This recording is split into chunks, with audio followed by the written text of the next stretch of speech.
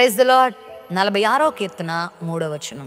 జలములు ఘోషించుచు నురుగు కట్టినను, ఆ పొంగునకు పర్వతములు కదిలినను, మనము భయపడము.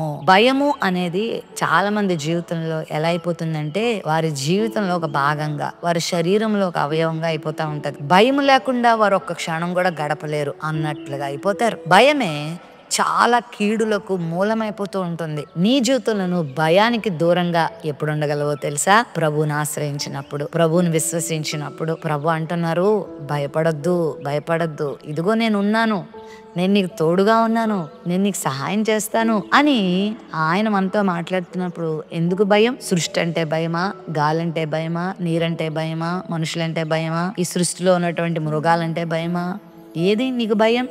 ఏ దురాత్మలంటే భయం? ఈ సృష్టి మీద సర్వాధికారం కలిగిన వాడు మన దేవుడు. సమస్తము మీద ఆధిపత్యం కలిగిన వాడు మన దేవుడు. భూమి అందును పరలోకమందును ఆయనకి సర్వాధికారం ఇవ్వబడింది. ఆయన అధికారం కలిగిన వాడు, దేని మీదైనా ఆధిపత్యం కలిగిన వాడు, దేనినైనా తన పాదముల క్రింద త్రొక్కగలిగిన వాడు. మరంత గొప్పవాడు నీ తండ్రిగా ఉన్నప్పుడు నువ్వు భయపడాల్సిన పనే ఉంది?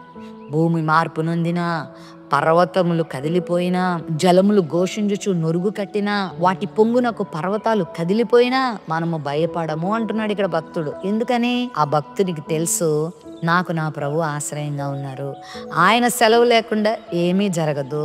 ఆయన తన బిడ్డల కోసం దేనినైనా నిలపగలడు, దేనినైనా శాసించగలడు. కీడు రాకుండా, ప్రమాదం రాకుండా తన బిడ్డలను ఆయన కాపాడగలడు. ఈరోజు నువ్వు ఎవరికి భయపడుతున్నావు? దేనికి భయపడుతున్నావు? నీతిగా బ్రతుకుతున్నావు, యథార్థంగా బ్రతుకుతున్నావు, పాపం విడిచిపెట్టి బ్రతుకుతున్నావు, ఇతరులకు మేలుకరంగా బ్రతుకుతున్నావు. నీ తండ్రి అయిన ప్రభు చెప్పినట్టుగా నువ్వు జీవిస్తున్నప్పుడు నీకంటూ ముందు నీ పరిస్థితులు ప్రతికూలమైన నువ్వేం భయపడద్దు. నిన్ను మనుషులు నిందిస్తున్నా నువ్వు భయపడద్దు. ఎంత ఘోరమైన పరిస్థితులు నీ కళ్ళ ముందుకు వచ్చినా నువ్వు భయపడద్దు. ఎందుకంటే నీ ప్రభు నీతో ఉన్నారు. పర్వతములను సహితము కరిగించగలిగిన వాడు, జలములను సహితము శాసించగలిగిన వాడు.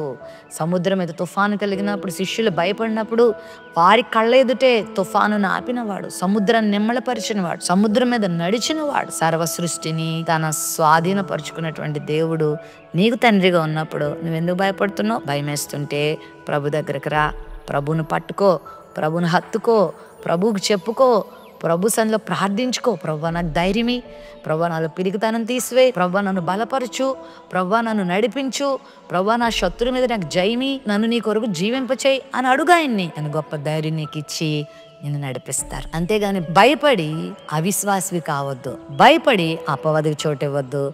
ధైర్యంగా విశ్వాసంతో ఉండి సమస్యల మీద విజయం పొందు. ప్రేమ నమ్మకం కలిగిన మా తండ్రి, మేము భయపడాల్సిన అవసరం లేదు. మనుషులు మమ్మల్ని భయపెట్టచ్చు, వాళ్ళ మాటలు మమ్మల్ని భయపెట్టచ్చు, వారి చేష్టలు మమ్మల్ని భయపెట్టచ్చు.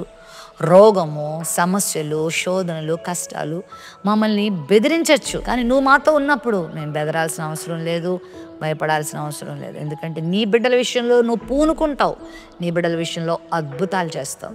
ఈ వాగ్దాన్ని వీక్షించిన నీ బిడ్డలందరి జీవితంలో గొప్ప ధైర్యం ఇచ్చి వారి సమస్యల మీద విజయం పొందుదురు గాక. యేసు నామములో ప్రార్థిస్తున్నాం తండ్రి, ఆమెన్.